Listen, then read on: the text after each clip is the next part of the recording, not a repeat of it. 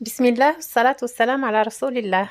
السلام عليكم ورحمة الله متتبعاتي الغاليات. اليوم إن شاء الله راح نشارككم وصفة رائعة ومختلفة نوعا ما على خبز الدار اللي متعودين عليه. لهنا راح نقدم لكم خبز دار بريستيج ولا ميني خبز دار.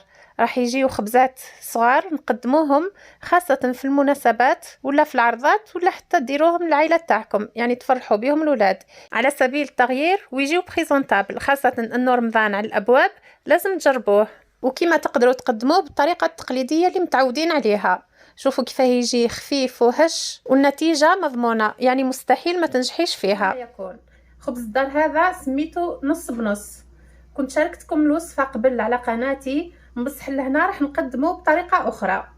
لهنا نحتاجو 2 كيسان سميد يكون نوعية ممتازة، هذا المتوسط العادي البنات، يعني ما يكونش رقيق.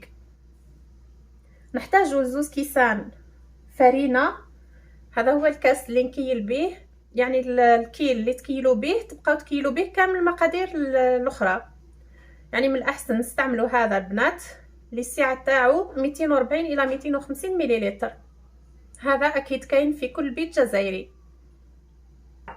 نحتاجو 4 كاس زيت، 2 مغارف كبار سكر، مغرف كبيره خميره تاع الخبز، 2 مغارف صغار ملح، لهنا 3 الى 4 ملاعق كبار مزهر، 2 بيضات، ونحتاجو كيس خميره كيميائيه، ونحتاجو ثاني الحليب يكون دافي. لهنا راح نخلط في البيتخان، نحط اولا الحليب كما قلت لكم، الحليب هنا يكون دافي، نضيف السكر،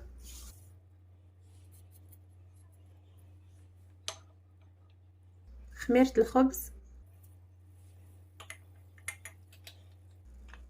والبيض.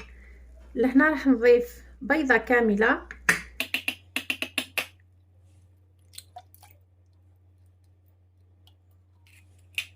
وهذه البيضة الثانية راح نستعمل غير البياض،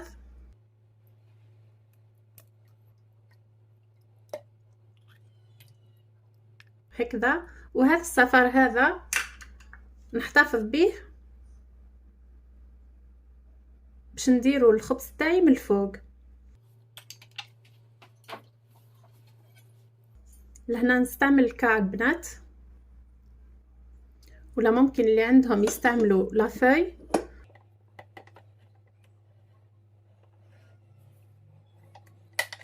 نبدا نخلط اولا هذو مكونات مع بعضهم غير شوي.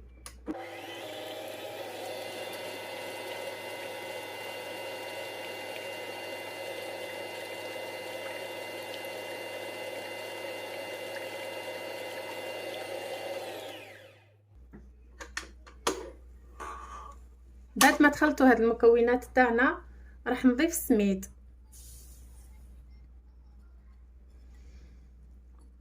ونزيد نخلط مليح.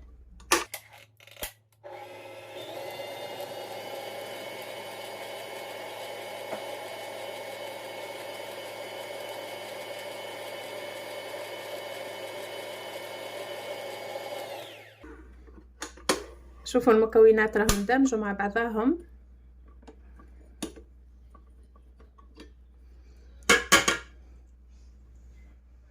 بعدها راح نغطي عليه ونخليه يرتاح لمدة 10 دقائق. لهنا بعد ما فاتوا 10 دقائق انا غطيت هذا بيتخان مليح، درت له بلاستيك وغطيته بهذا من الفوق. نعاود نرجع هذا لوكا، وفي هذه المرحلة الثانية راح نضيف الملح، مزهر، والزيت.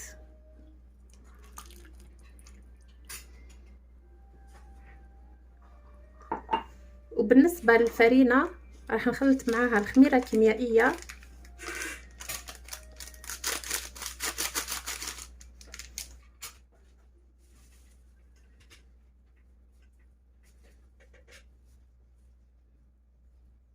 راح نخلط هذو غير شوي ومن بعد راح نزيد الفرينه.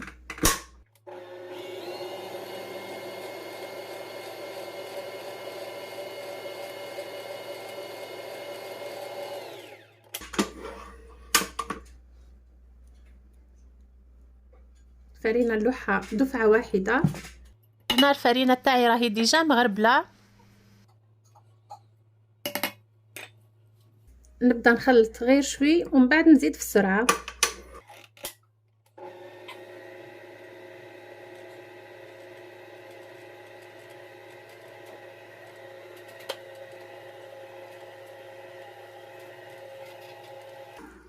درك راح نزيد السرعه هكذا باش تتعجن مليح.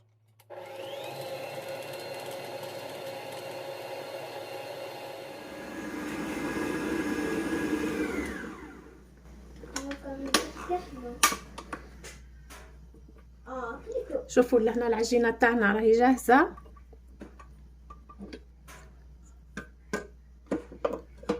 شوفوا كيف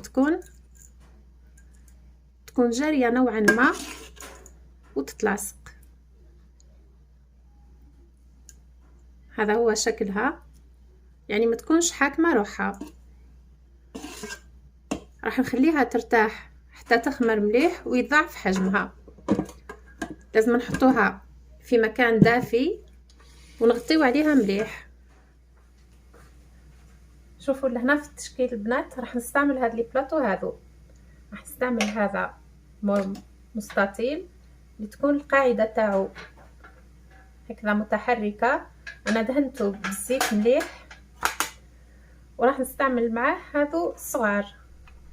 راح تشوفوا الخبز تاعنا كيفاه يجي باهي وبريزونطابل، يعني باش نغيروا شوي على اللي معتادين عليه، يعني ما تكونش غير دويره.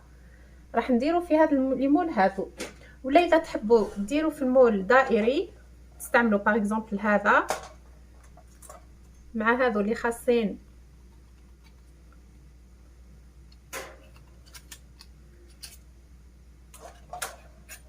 بلي طارتلات، ولا ممكن تستعملوا دي مول اكثر من هذو شوي كيما هذوك اللي يجيو فيهم اللي نديروا فيهم قلب اللوز البنات. هذوك يجيو باهيين، يعني اكثر من هذو وما يكونوش كبار بزاف. يعني هنا نتوما عندكم حريه الاختيار على حساب واش عندكم. طبعا انا راح استعمل هذو.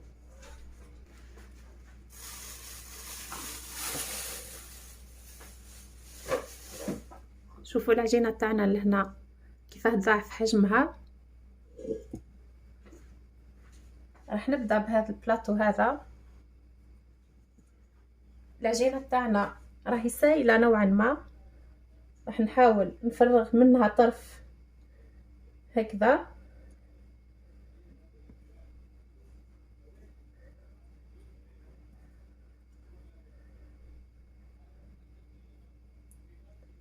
غير شوي البنات بيسك من بعد راح تزيد تنفخ وتطلع مليح.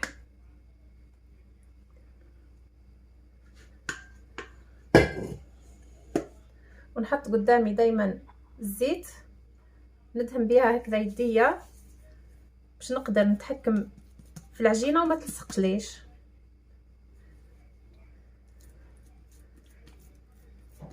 نحاول نوزعها على البلاطو تاعي. راهي سهله خلاص البنات، بيسكي ما شفتوها تكون جاريه نوعا ما. هذه هي الخبزه تاعي جاهزه. شوفوا كيف تكون. بعدها راح ندهن السطح تاعها بخليط من صفار البيض وشوي قهوه.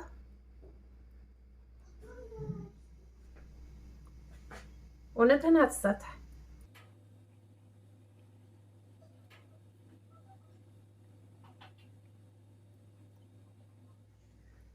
بعدها راح نرش عليه خليط من الجلجلان والسينوج. التزيين يبقى اختياري البنات، يعني كل وحده تزين حسب الرغبه تاعها. يعني انا نقترح عليكم هكذا وكل وحده دير اللمسه تاعها الخاصه. بعدها راح نخليه يزيد يقعد تقريبا 20 دقيقه ولا ربع ساعه وندخلوا الفور يطيب. لازم يتضاعف حجمه البنات قبل ما ندخلوه للفور. ونفس الشيء بالنسبه لهذا الميني مول، راح ناخذ جزء من العجينه، نحاول نصبها هكذا ديريكتومون، وضروري يكونوا مدهونين مليح بالزيت البنات كما تشوفوا.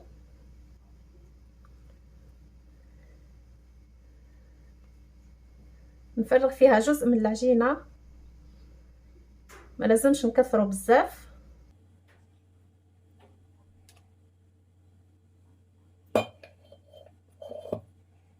تبلي هكذا يكفي.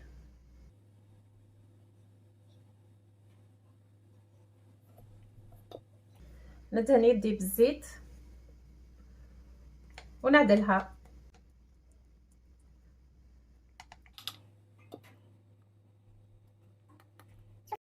كي نخدمو بالزيت نخدمو بكل سهوله، يعني نتحكموا في العجينه كما نحبوا. انا راح نكمل نعمر هذو ونرجع لكم. شوفوا لهنا بعد ما شكلتهم وزعتهم على كامل لي مول هذو، بعدها ندهنهم من الفوق بالخليط تاع صفار البيض والقهوه. ندهن مليح هاد الوجه البنات، بعدها نرش عليهم سينوج وجلجلان.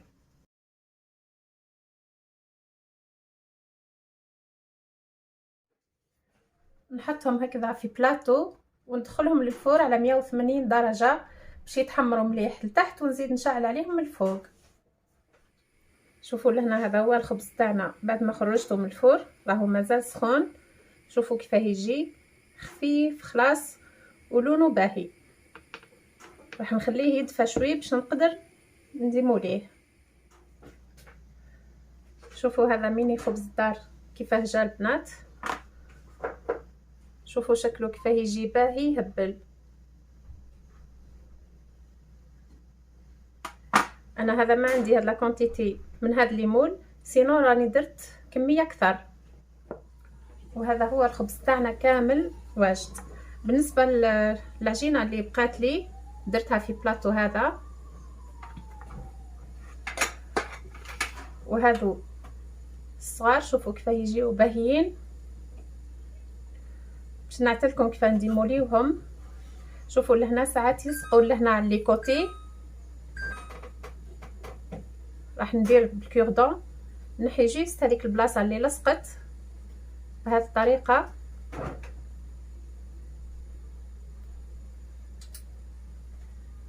لهنا راهم فارغين، راح ندزهم هكذا يتنحى بكل سهوله. نحي الجزء هذا الزايد، نقلب الموس تاعي منه باش ما نخبش هذو.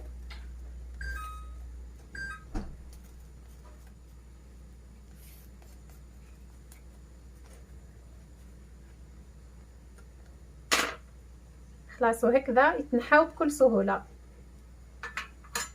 شوفوا كيف يجيو وراهم خفاف خلاص البنات، وريحتهم تهبل. لهنا راح نقسم هذا باش تشوفوه كيفاه جا. انا هذا ما حبيتش نديرو خشين بزاف. شوفوا كيفاه جا البنات، خفيف يهبل. وهذه الخبزه الدائريه شوفوا كيفاه هي خفيفه خلاص. راح نقسمها حتى هي معاكم.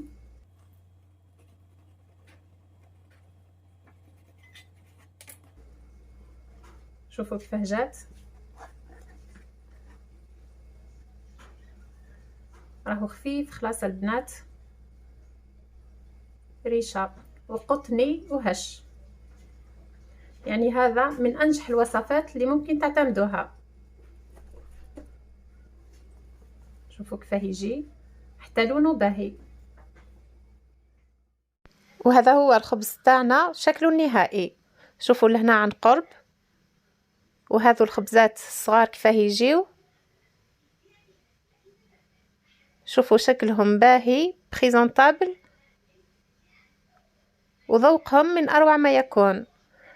وهكذا نكون كملت معكم فيديو اليوم. نتمنى انه الوصفة تنال اعجابكم وتجربوها، ولقائنا يتجدد مع فيديوهات اخرى. في امان الله.